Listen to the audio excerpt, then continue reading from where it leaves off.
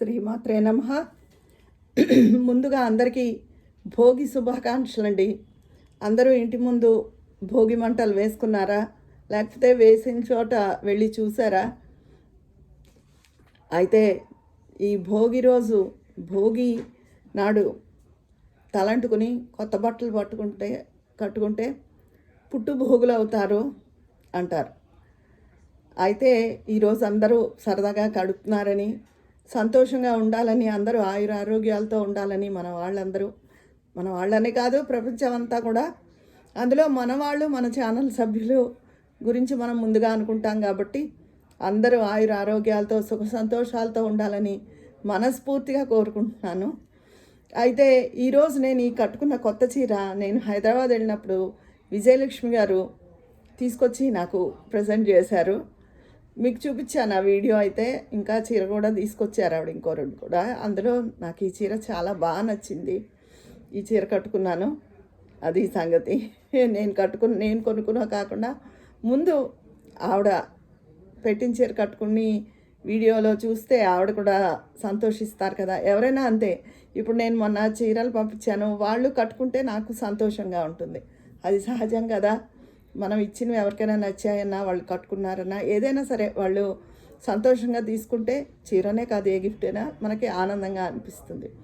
ఇంకేంటండి, ఏ పిండి వంటలు చేశారు ఏంటి? నేనైతే అసలు మామూలుగా చక్కెర పొంగల్ చేస్తాం భోగి రోజున. ఇదిగో మా వారు షుగర్ ఎక్కువగా ఉండడంతో ఆయన టెంప్ట్ అవుతారు, ఆయనకి చాలా ఇష్టం కూడా అని చెప్పి నేను పులిహోరే చేశాను.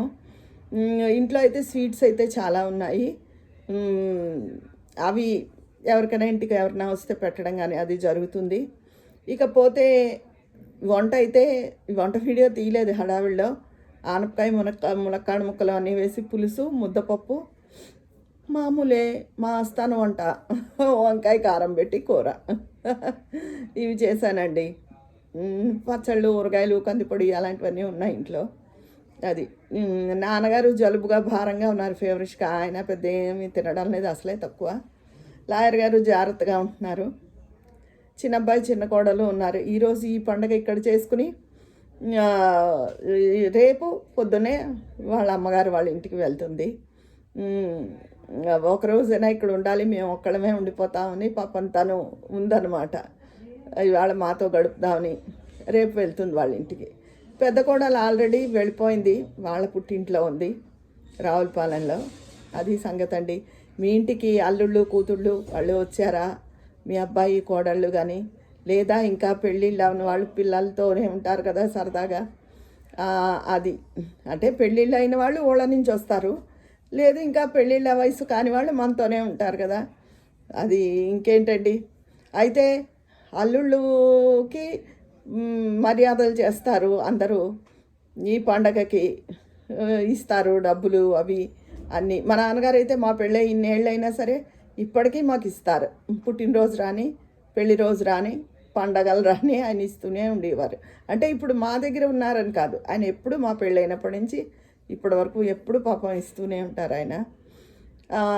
నేను కూడా మా అబ్బాయికి, కోడళ్ళకి, వాళ్ళు కొనుక్కున్నా వాళ్ళు మళ్ళీ మా కోడళ్ళు నాకు కొంటూ ఉంటారు చీరలు. అవి కొన్నా ప్రతి పండగకి, వాళ్ళ పుట్టినరోజులకి, ఏ పండగలు వస్తే వాళ్ళు నేను కొనుక్కుంటా, వాళ్ళకి కూడా మా కోడళ్ళకి కొంటాను. ఒక్కోసారి చీరలు కొంటాను, లేదా డబ్బు ఇస్తా, వాళ్ళకి నచ్చినవి కొనుక్కుంటారు. డ్రెస్సులు కదా పిల్లలు ఇప్పుడంతా, చిన్నపిల్లలంతాను. అది చూడీదార్స్ అవి వాళ్ళకి నచ్చినవి కొనుక్కుంటారు వాళ్ళు.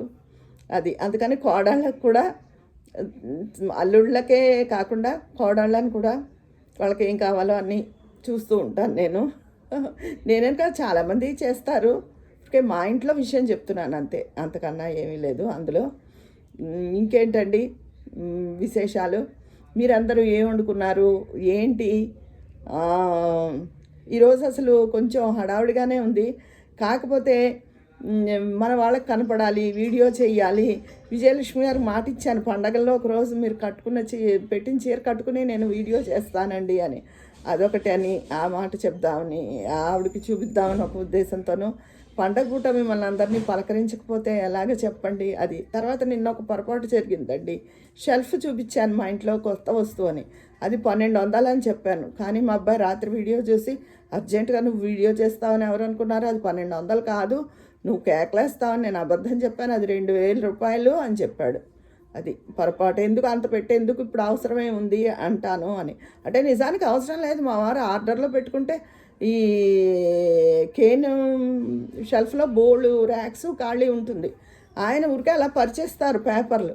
ఇప్పుడు కనీసం వాడు ఇది కొన్నాడు, మళ్ళీ వాడు చూస్తే ఏం డాడీ అంటాడని ఇది కొద్దైనా సర్దుకోవాలి, కొనవలసిన అవసరం లేదు. 2000 పెట్టి కొనేశాడు. 1200 అంటే నాకు చీప్ అనిపించింది. 2000 అంటే ఇప్పుడు అంత అర్జెంట్ అని నిజంగానే అనిపించింది. రాత్రి వాడు వీడియో చూసి నువ్వు అందరికీ తప్పు చెప్పావు, మళ్ళీ చెప్పు సరిగ్గా, అది 1200 కాదు 2000 అని చెప్పాడు. బుక్ చేయడం అయితే బ్లింకిట్లోనే 10 మినిట్స్లో వచ్చేసింది, కానీ దాని ప్రైస్ అయితే అది. తర్వాత ఇంకొకళ్ళు మన అరిసెలు చూపించాను కదా, పేరు మర్చిపోయానండి, ఎక్కడండి అడ్రస్ చెప్పండి అన్నారు. వాళ్ళైతే ప్రస్తుతం ఇక్కడ లోకల్గానే ఇస్తున్నట్టండి, తెలిసిన వాళ్ళు, వేరే చోటకి అది పంపట్లేదన్నారు. ఈసారి నేను ఆయన మళ్ళీ ఎందుకైనా ఎప్పుడైనా కనపడితే చెప్తాను, మీరు వాళ్ళ అడ్రస్ ఇస్తే పంపండి, మీకు ప్రాఫిట్ ఉంటుంది కదా, వాళ్ళకి ఉపయోగపడుతుంది అని చెప్తాను. మరి అందుకని నేను నెంబర్ ఇంకా పంపడం అది అవ్వలేదు. ఈసారి డీటెయిల్డ్గా కనుక్కుంటాను, వేరే ఏదైనా ఇంకో పండగకి కానీ ఉగాదికి కానీ ఏదైనా మీకు కావాలంటేను. అది సంగతి. మీరందరూ కూడా మీ విశేషాలతో, మీ పండగ ప్రోగ్రాంలతో, మీ కొత్త బట్టల గురించి, మీ పిండి వంటల గురించి కామెంట్లు చేసేయండి. మరి చీర బాగుంది కదా విజయలక్ష్మి గారు, చీర బాగుంది, థ్యాంక్ యూ సో మచ్. అయితే మరి ఉంటాను, కామెంట్ బాక్స్లో మాట్లాడుకుందామా. మరొక్కసారి అందరూ భోగి శుభాకాంక్షలు మీ అందరికీ. అందరూ హ్యాపీగా ఉండండి.